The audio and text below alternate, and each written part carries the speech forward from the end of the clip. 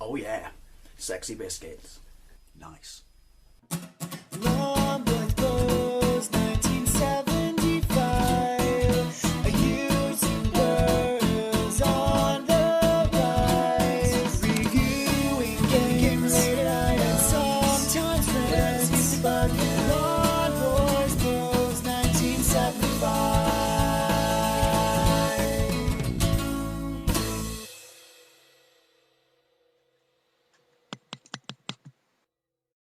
Hey YouTube, Long Boys Post 1975. My mouth started watering already.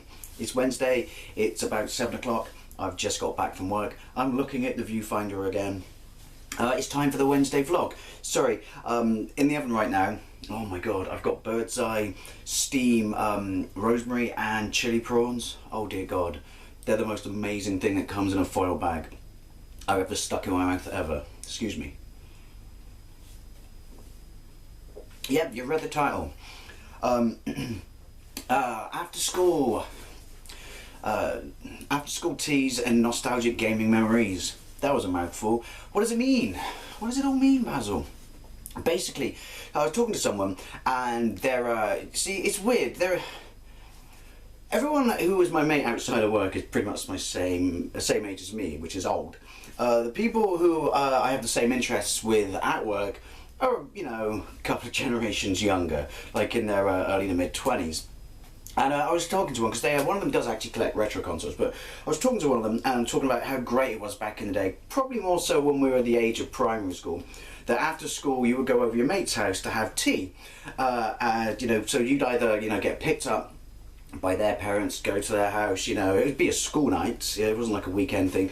You know, they'd cook you a meal, you watch kids' TV. Who remembers the broom cupboard? Oh, Philip Schofield and Ulysses 31 and D'Artagnan and the Three Musket Hounds and Mysterious Cities of Gold. Oh, good times, and around the world in 80 days or whatever it was. Anyway, yeah, so you watch some after school TV, then you'd have a meal, and then, you know, you usually, around about this time, get to experience what system or computer their parents had bought them. And so I was talking to these people and I was like, what, you've never done this? I said, well, what did you do after school when you wanted to play games? Because they were of the generation which was 360, PlayStation 3, and they were just like, oh, we'll just play online. I'm like, oh, well, that's kind of disappointing. Where's the magic in that? I mean, sure, you can still have fun. Yes, I play online nowadays, but there was just something magical about going over a mate's house after school and having tea. So the reason it was really, really cool was, now obviously we all had our specific computer. Obviously the UK market was flooded. There was like the BBC, the Acom, the Dragon, the Spectrum, the Amstrad, the Commodore, the Toshiba. Hello Tosh, got a Toshiba, remember those adverts? And everyone, like I said, had a different one. Now you would buy a specific magazine, you would vehemently defend your computer in, you know, the playground and stuff like that. But your only sort of real experience of these, you know, you'd form an opinion, you know, and slate your mate, you know, the Commodore and the Spectrum wars were epic. But your only sort of real exposure to them was in magazines. So, you know, you were kind of being a dick, but, you know, in our defence, we were like, you know, fucking 8 or something. So, yeah, you had no real exposure to form an opinion. You were just going on hearsay what your mate would say, which he would just big it up as you would big up yours and not actually admit any faults.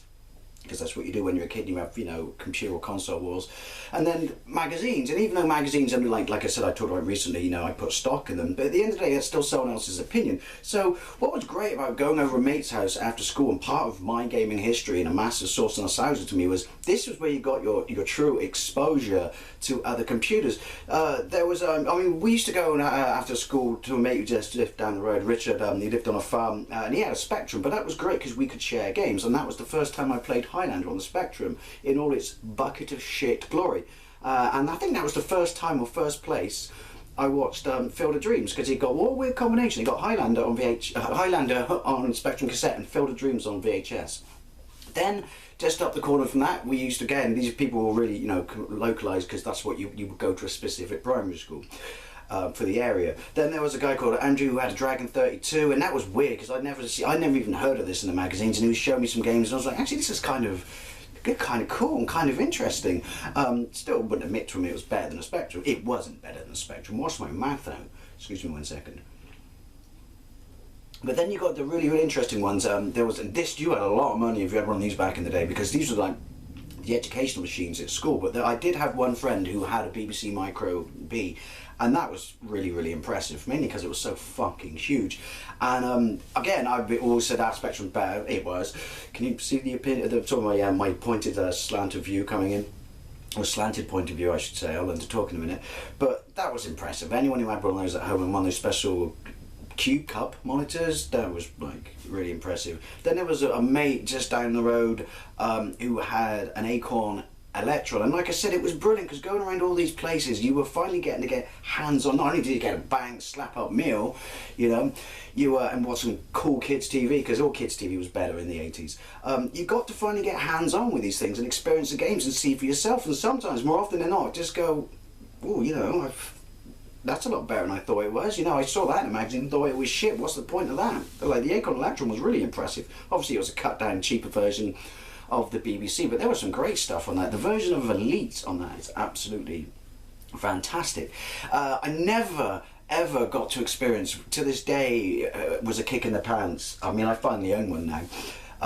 Got to experience an Amstrad. That was one thing I always wanted to, because even I would flip through the magazines and see the advert for like Renegade and see the screenshots for the Amstrad and just think, fucking hell, or since I was a kid, flipping hell, or blimmin' hell, or something.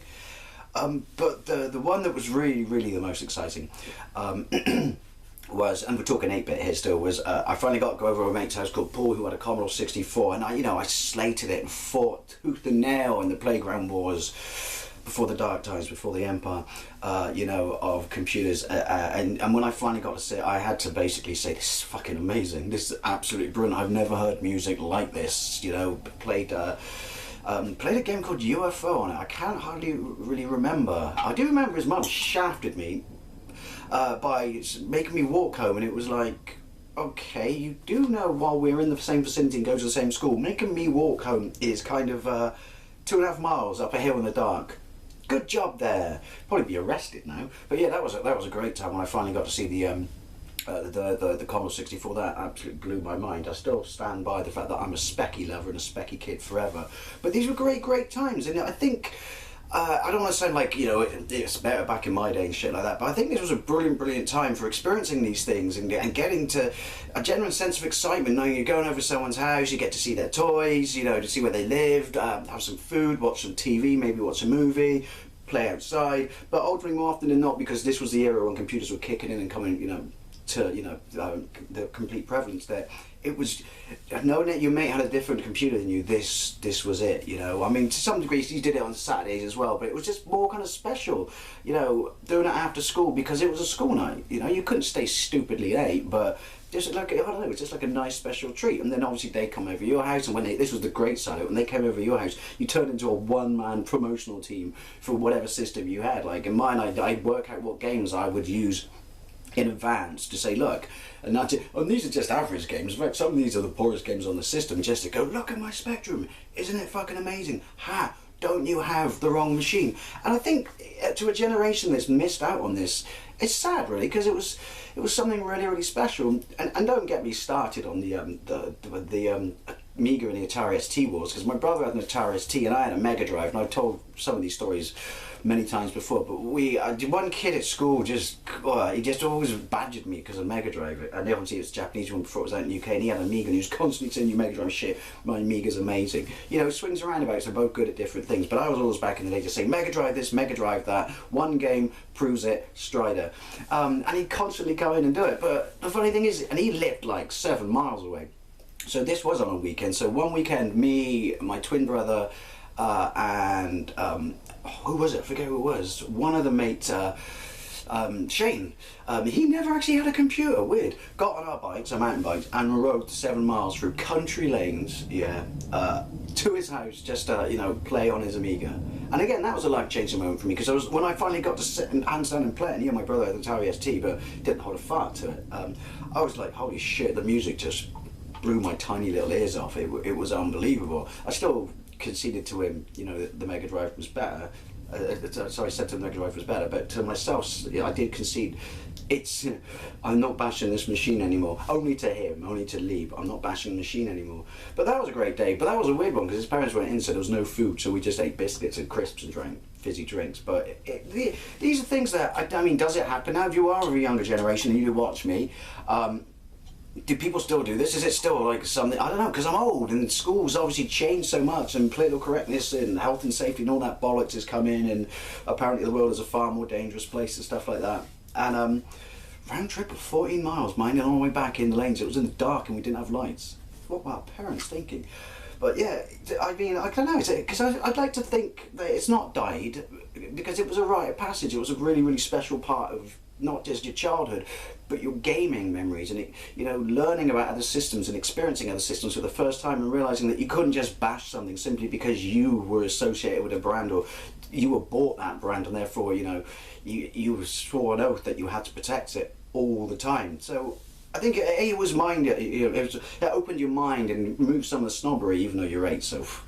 But also it was just fun. It was just great times, and I like to think that it still happens, because if it doesn't, I think that's really, really sad. But I really do miss those days. I really do enjoy those memories, because it is, like I said, a crucial part of my gaming history, and also just something that was so much fun, and just proved that what a nice place the world was and how friendly people were back then, and just good times and free food. So is it something you did when you were at school? Did you go to your mate's house after school for tea?